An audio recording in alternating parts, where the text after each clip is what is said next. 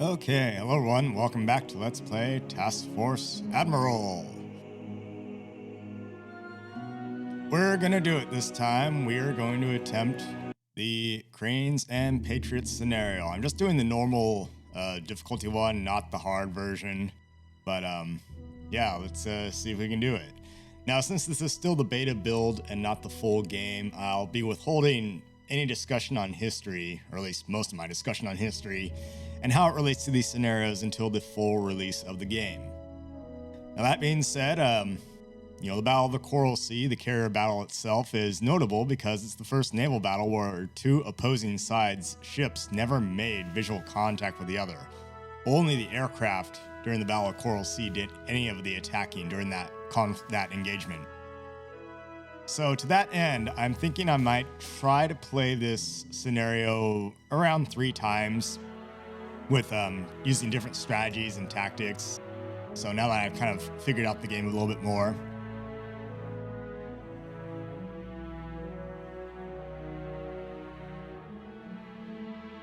So in this one, I plan to do like, I'm going to separate some of the surface ships, probably the cruisers, and send them up there to try to engage the carriers.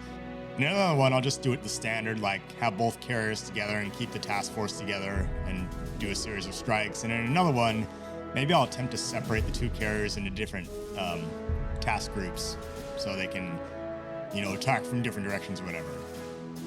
Anyway, let's get into it. So, of Cranes and Patriots, May 8th, 1942. As Yorktown and Lexington recover from a day of hectic action, intel shows signs that the enemy carrier force is drawing near for a final showdown in the last chapter of what will be known in history as the Battle of the Coral Sea. Giants are going to be facing off for the first time ever. In this game of chicken, assumed command as Rear Admiral Fletcher, as Task Force 17 is about to make history and give its best to halt the southward ambitions of the Japanese combined fleet.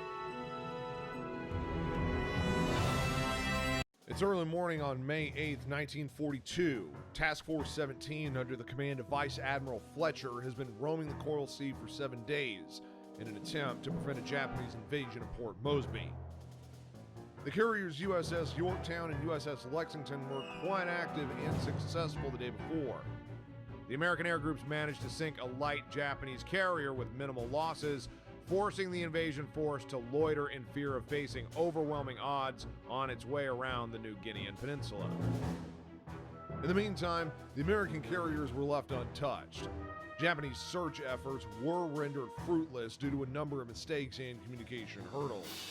Despite being spotted, Task Force 17 managed to escape the attention of enemy air power, as bombers from Rabaul focused fruitlessly on the Anzac Surface Combat Squadron, led by Admiral Crace, standing guard on the road to Port Moresby. As for the main Japanese carrier force, they attacked in droves the oiler USS Neosho and her escort USS Sims, mistakenly identifying them as a carrier force.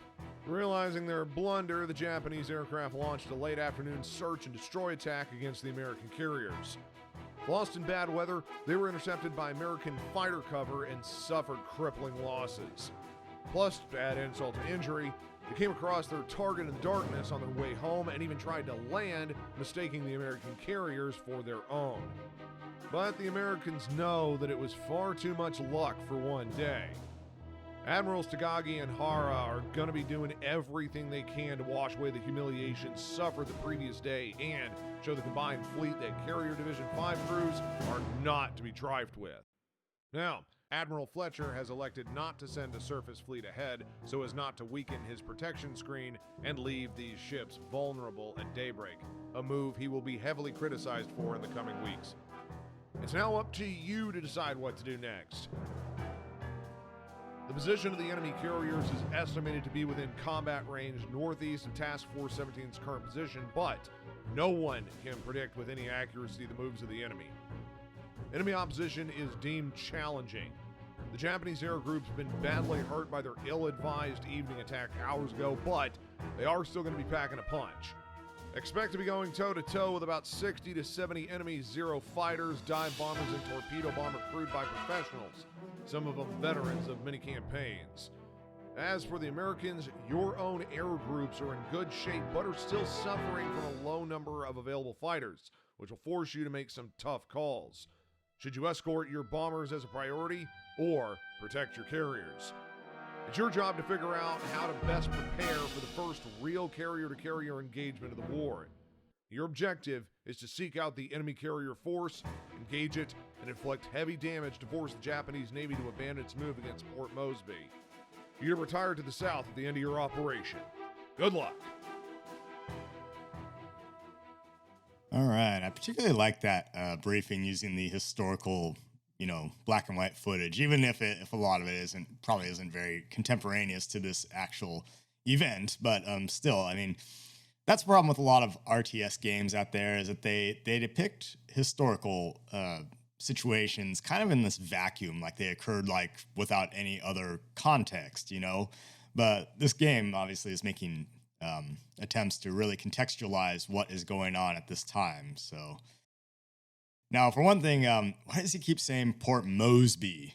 Shouldn't it be pronounced Moresby with an R in there? But anyway. They also mentioned the sinking a small carrier the day before, and if you noticed on the briefing, it showed the Ryukaku carrier. Well, that was actually the Shoho, which is what they sank at the time. Furthermore, when the Japanese planes got lost in weather and they were returning to their carriers, right, those planes were coming back, and they're like, "Nani? What?" Yeah. So yes, that actually did happen. At least one or two Japanese aircraft attempted to land on a U.S. carrier because they mistook it for their own. They're like, "What is this?" And so apparently one of them got pretty close to actually touching down onto the deck, but they waved off finally, and the Americans figured out, what the heck is this plane doing? So, but yeah, darn it, they almost had one of their first, prisoners of war on an aircraft carrier at the time. So yeah, and they could have captured a Japanese aircraft at that. So, but alas, it did not happen. It's just one of those incredibly weird, strange, crazy, oddball events that happened throughout the war that if you look around, you'll find them. It's like, yes, this actually happened. A Japanese plane actually attempted to land on a U.S. carrier, but yeah. Now, there's the full briefing here. And this is actually quite long. I'm actually not going to read this because, again, I'm saving this for when we actually have the full game out. So I will read this whole briefing. It's just really in detail. It gives you a rundown on everything that you have on your carriers and in your task force. Anyway, so our strategic objectives are to force the enemy to retreat from the area and recall the invasion of Port Moresby, cause excessive losses to the enemy while keeping our own damage to a minimum.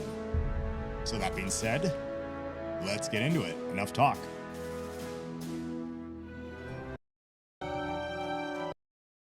All right, here we go. So let's get our waypoint set up. I'm actually going to turn the carrier force kind of southeast, and then once we hit around 6 a.m., then we'll turn around again, head into the wind, and I'm gonna set up my strikes and search plans here to start off with. Great new asset from Yorktown. We know the enemy carriers are somewhere up there where that red circle is. So, in fact, I happen to know that they're usually just to the east of it. So I'm going to send off 3 Dauntless Dive bombers here. They do not need to be going quite so far, so narrow it down to about 255 kilometers of range. And in fact, let's say 250. Why not? So that looks pretty good. Let's accept. Alright, so Yorktown will launch that strike. I said that search, I mean. And in the meantime, let's get our strike selected. This will be Nav Strike 2 from Lexington. Give them a couple of escorts, a whole bunch of dive bombers. And I'm not going to include any torpedo bombers in this strike. Early spotting, deferred departure, offensive power. Looks good. Green light the strike. All right, now let's see. What am I going to do here? I'm going to set up some combat air patrol here. Defensive air operations. Create a new air patrol zone.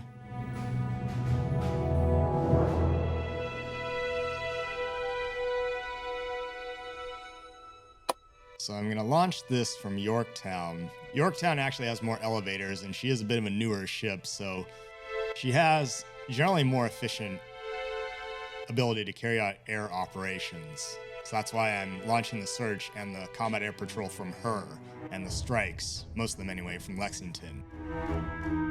So we'll just do 3 and 3. Yeah, that'll work. Put it around 50,000 yards away. All right, our morning search is getting underway. The planes are taking off.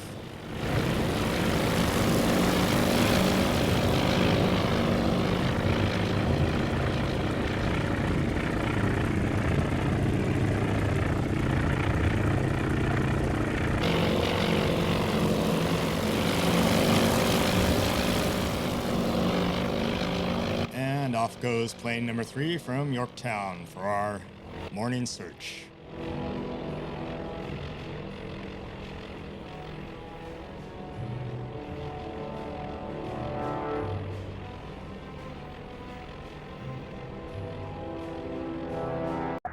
Hey, look at what we found. All right.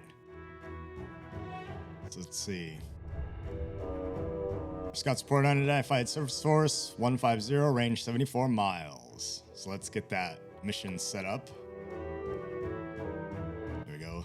Strike 2. Pick a target. I'm assuming they're going to be turning into the wind soon, so I'm just going to set it right there. And take off. Get those planes airborne. In the meantime, I'm going to set up another strike, again from, let's see. Yeah, let's do Lexington. But I'm going to launch the torpedo bombers here. So my hope here is that the dive bombers will be able to make their attacks and hopefully disable at least one of the carriers, and that'll leave it dead in the water, enough for the torpedo bombers to go in and make their attack.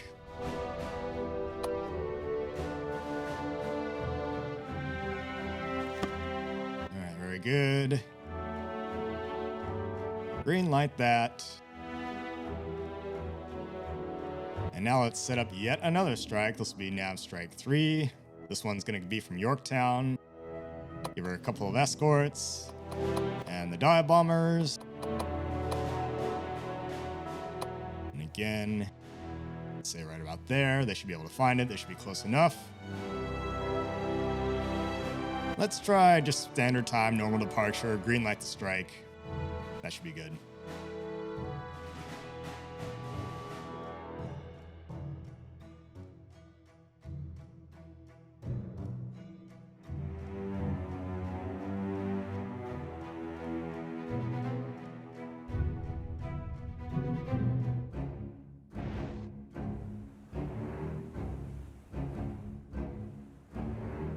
We are heading into the wind to commence air operations. Our scouts again report an enemy surface force 150, 76 miles.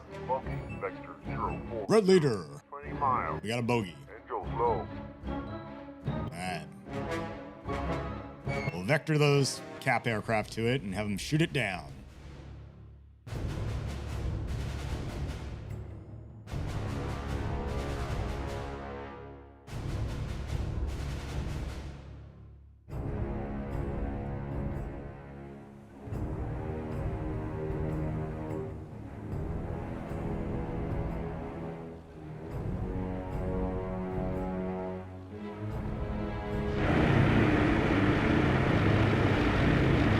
Lexington's first airstrike is getting airborne right now.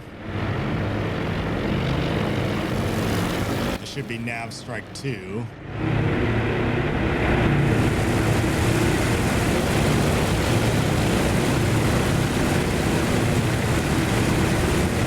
Man, there is something about seeing, just all these aircraft just parked on the deck ready for takeoff with their engines just running.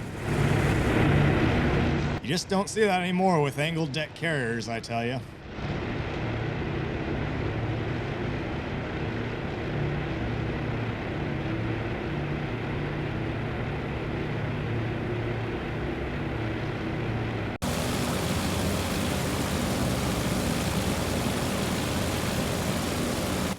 incoming snoopers here. This is the search from the Japanese.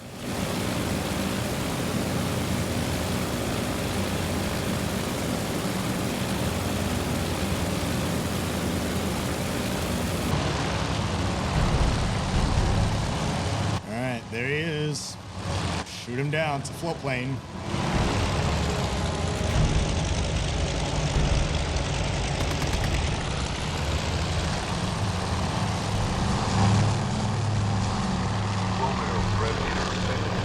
Yeah, looks like we got him. But we are probably still detected. So, not taking any chances. I'm gonna start scrambling some fighters, because I can only assume that if they know where we are, then... Yep. Anyway, in the meantime, the first Yorktown strike is getting underway.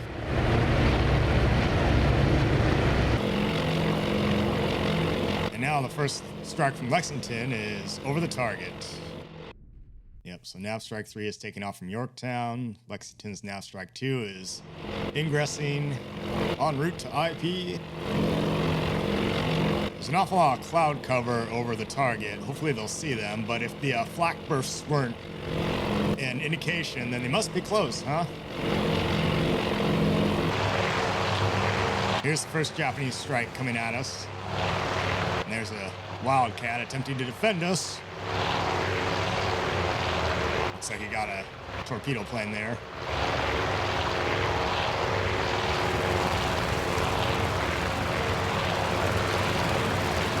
Now, if you're good and you get enough aircraft up in the air to defend the fleet, then they can actually whittle down most of the strike before it even reaches you. So they can blunt quite a bit of the force of the strike. Alright. So now Lexington's first strike is going in.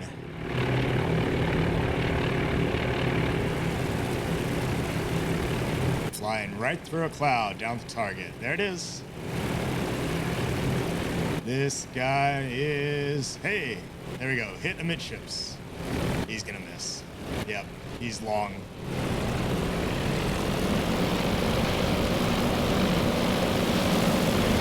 Well, we got at least a couple of hits on him.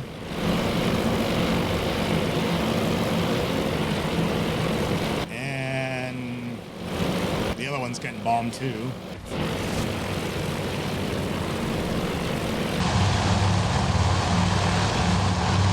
Meanwhile, the torpedo planes are also en route.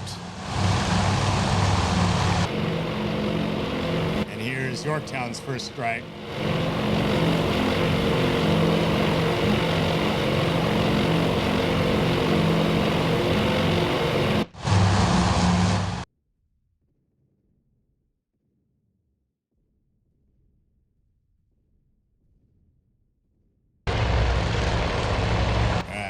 Fighters from Lexington scrambling for takeoff.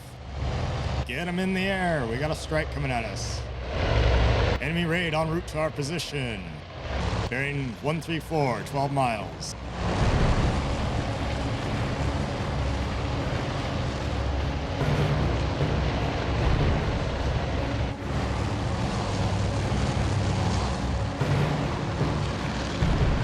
There's Yorktown getting fighters in the air as well.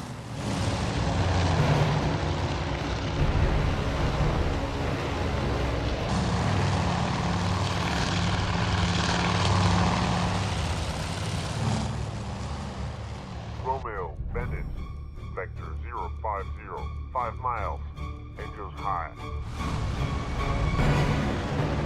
They're getting close. Here comes the flak. They've opened up their AA guns.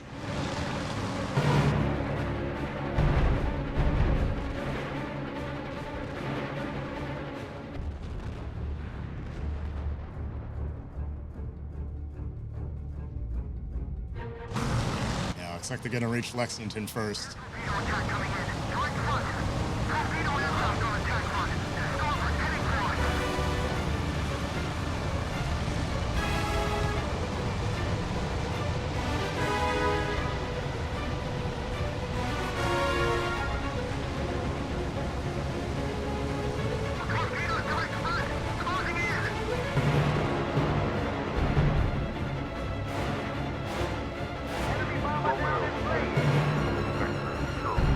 What's Yorktown doing? Trying to get Angels high. aircraft on deck?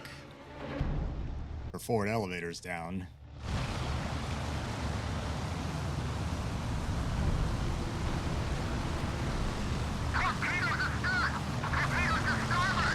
Yes, I can see that. They just dropped, it looks like.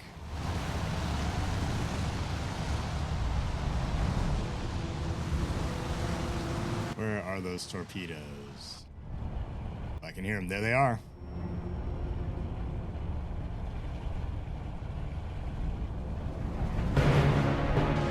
Alright, yep, she should evade. She's turned to port.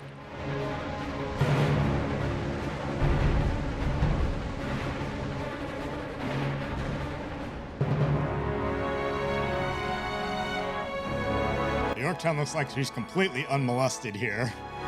Lexington's taking all the... Oh, never mind, I spoke too soon. Some dive bombers are going in on Yorktown.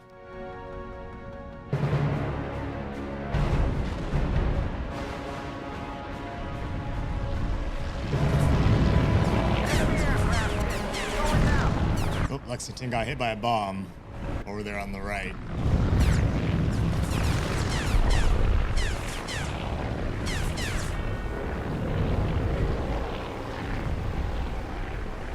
Boom! Up. Yorktown took a hit.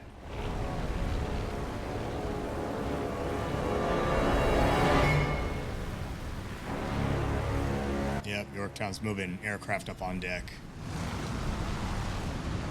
Well, that wasn't too bad. Ooh, Lexington took a couple hits, looks like.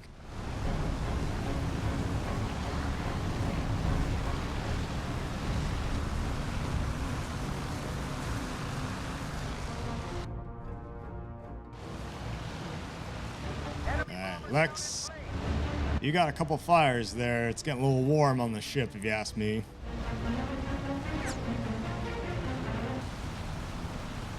And wait a minute, what? There's an aircraft suspended in midair there above the elevator that's down. What's going on there? Yorktown, you might want to look at your air operations. Check the Ouija board. Something's wrong here. The aircraft had developed levitating capabilities. It's the new model of aircraft, don't you know? The scientists have cooked up something new, apparently.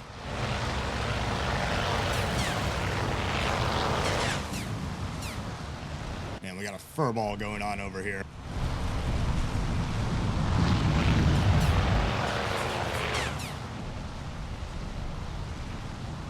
Lex, how you doing? Not too bad. Light damage, light fire. Got some disabled deck elevators there. Yep, flight deck is disabled while those fires are burning. Put them out. Throw a little water on him, why don't you? Alright, Yorktown's first strike is now over the target. They're diving in. Well, she's still got that fire burning on her, so let's see if we can increase that conflagration. Bombs away. Ooh, that was a good hit. Nice. And the rest of them, not so much, but at least you hit. Who's that? Strong? Strong, we're gonna give you a medal for that one. A really super awesome, uber cool medal. Big shiny one, huh?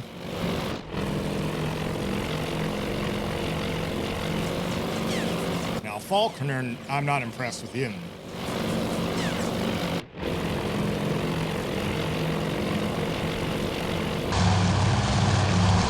Here's the torpedo bombers. Yeah, these are Lexington's torpedo bombers. They're going in.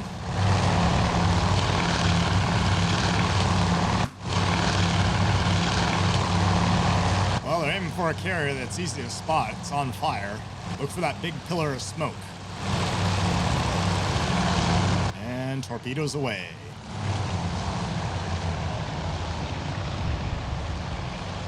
Wait a second. Is that carrier barely looks like it's moving. It's not even producing any wake. And your screws aren't turning. These torpedoes may actually hit. Now she's getting bombed. Ooh, that was a good hit. Look at that. Flew through aircraft all over the place, and amidships as well. Here come the torpedoes. See there at the bottom? Right there. And Romeo, Red Leader, enemy super. Vector 040.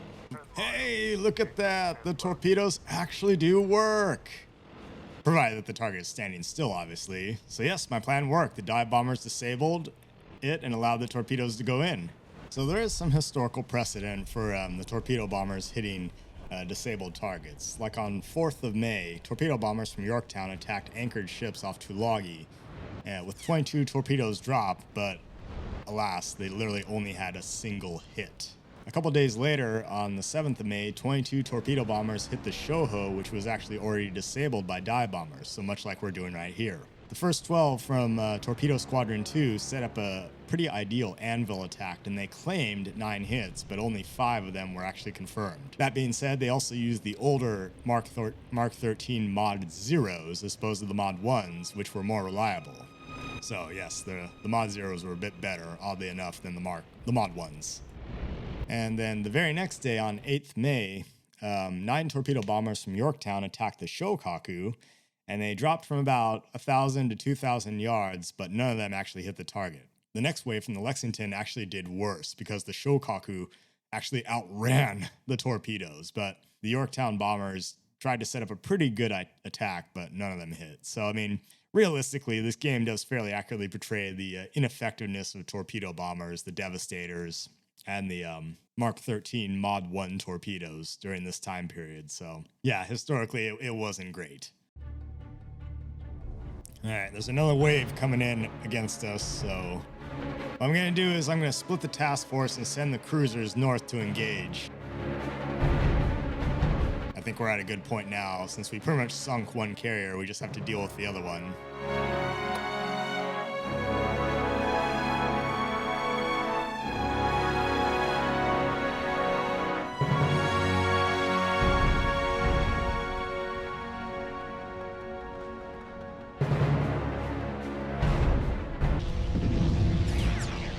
While the cruisers get themselves organized and break away from the formation, here come the Kates.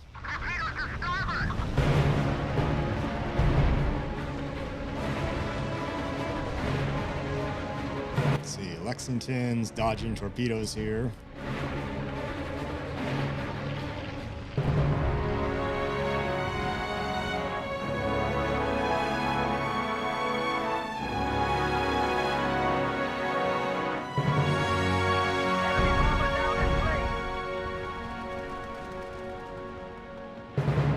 Lexington got the fires put out. That's pretty good.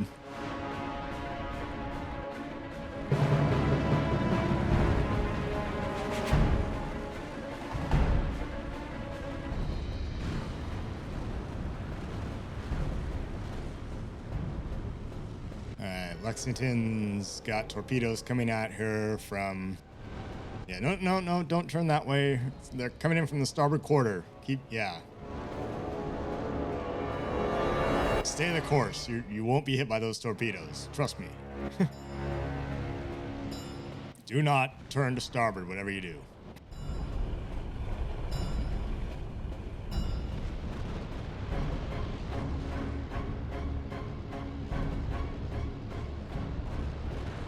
She definitely wants to turn to starboard, though, but she's zigzagging back and forth, so... And they pass her by right there.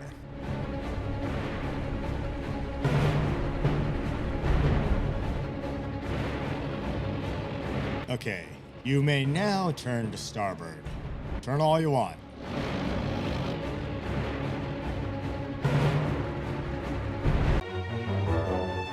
Alright, we're gonna set up another strike here. This will be number 9. This will be the second strikes from Yorktown and Lexington. Whatever, we'll just send them all in. Pick a target, any target. It's the only real one there. Green light. And one from Lex.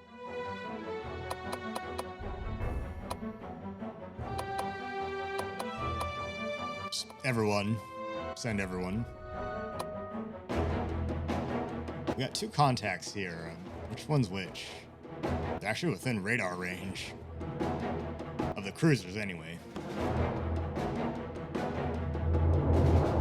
Okay, cruisers are still steaming north. Now, Lex's second strike is going in. Well, you only gotta aim for one carrier, guys. This is a pretty good attack. You're hitting along the long axis of the ship. And you're gonna miss.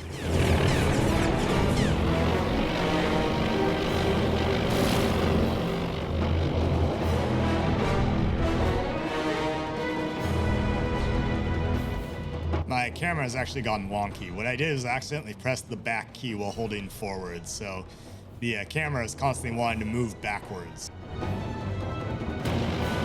So when you go to the free camera, you can use the WASD keys to move the camera around. And I was accidentally pressing the S key while holding the W key.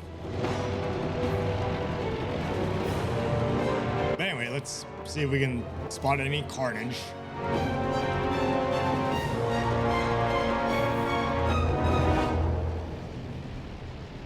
Oh, that was a pretty close hit.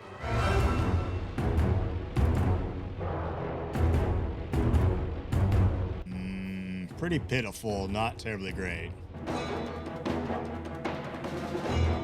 Alright, the heavy cruisers have made contact with the carrier.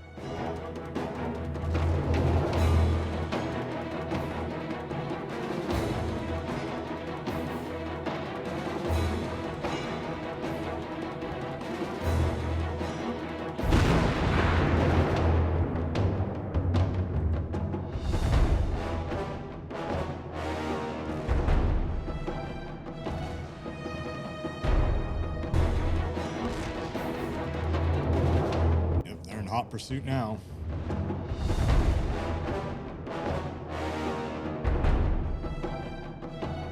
Pull that carrier over, buddy. Wow, Portland says she's got a lot of damage there. What's going on there? Well, I finally fixed the camera problem. I was actually worried that the game completely glitched out on me, and it's starting to really lag. And furthermore, I'm replaying the scenario because when I first played it, it crashed the game when the cruisers engaged the carriers. So once we got to this part, it crashed, so I had to replay it.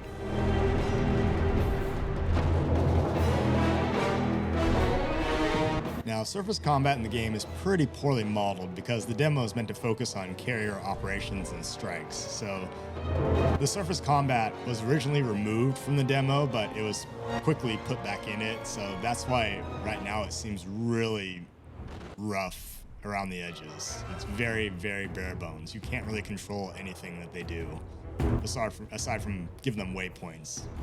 You can't tell them who to engage, or the formation editor is kind of it doesn't work terribly well.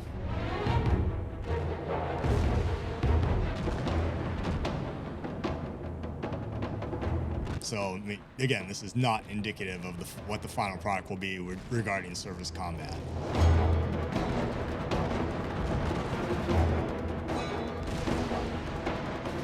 And from my understanding, you're going to be using the tactical viewer, and you hit spacebar to control a lot of the surface combat, from what I've read.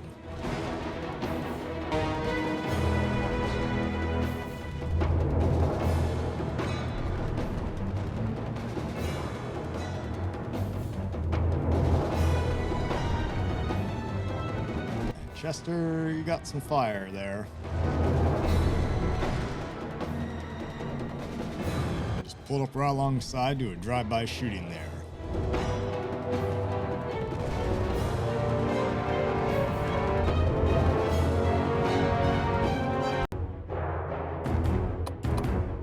Lexington, I'm gonna set up a third strike while the cruisers are engaging.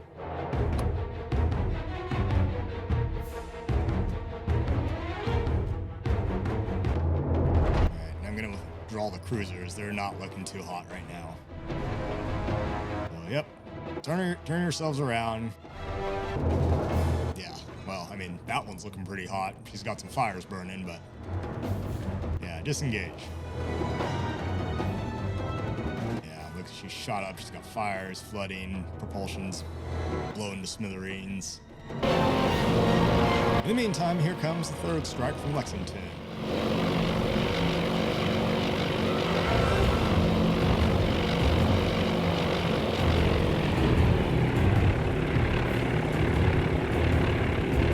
Let's see if we can get this carrier.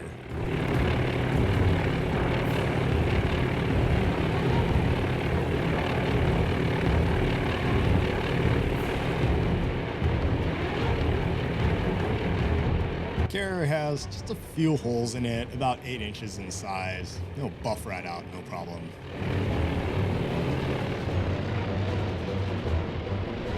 Yeah, lots of misses. Some near hits, looks like.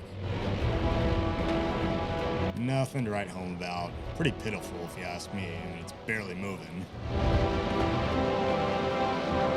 Some people do have issue with the accuracy of the Dauntless dive bombers, but yeah, let's see if this group from Yorktown does better.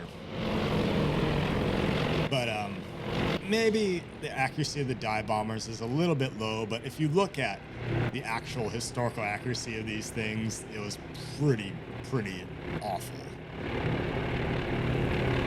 And we're talking dive bombers here. We're not talking about like high altitude level bombers. Yeah. So even for the dive bombers, their accuracy was pretty bad. They had to expend a lot of ordnance just to hit one target dead on. There we go, got a hit there. Got 2 hits there.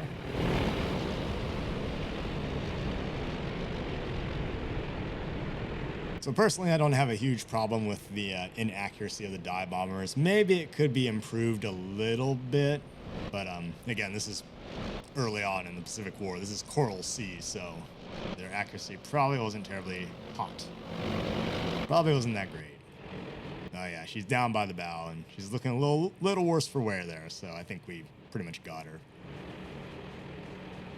There's a huge black area on her port side there. Her screws are still turning, though, so she's still making some way.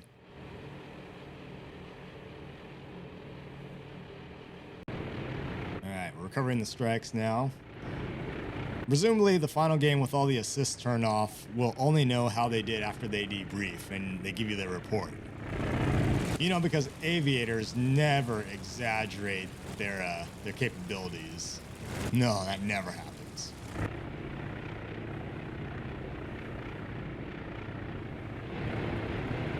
I do like their animations when they recover aboard the carriers and trap. You know, they kind of bounce slightly on the deck.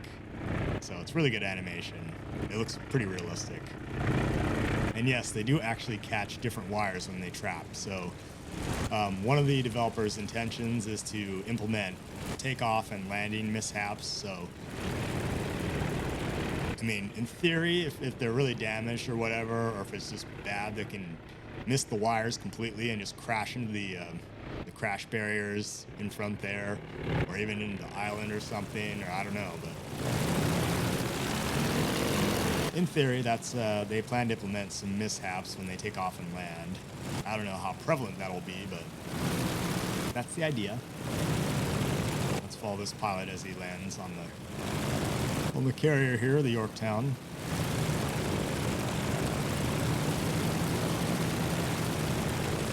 They're aiming for a space about the size of a postage stamp, from what I've read. There we go. Got the 2-wire. Better hurry up, there's a plane coming in right behind you, bro.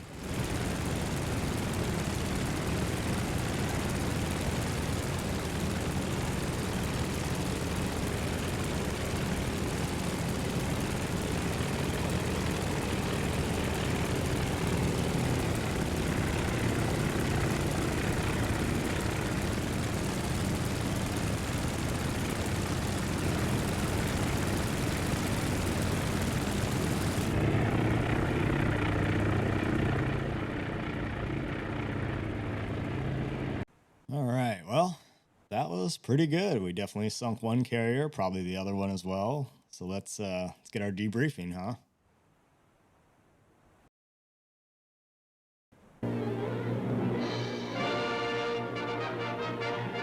I suspect we did pretty well. I love the old kind of newsreel footage style they've got here.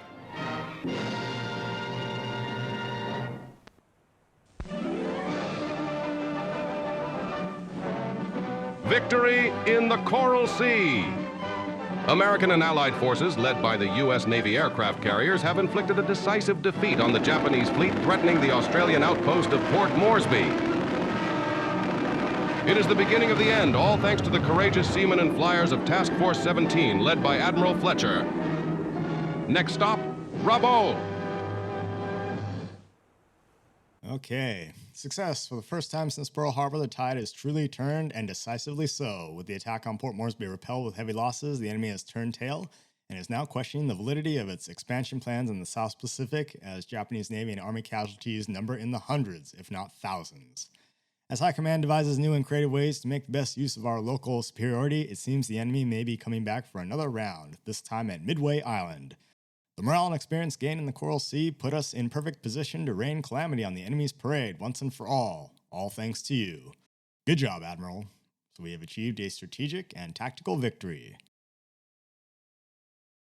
Well, I guess we'll take what we can get, huh?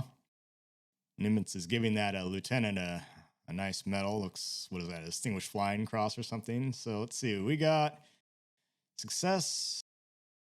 Well, they lost a number of destroyers, Shokaku, Zuikaku as well, and some heavy cruisers, the Haguro and the Myoko. And lost a bunch of planes as well.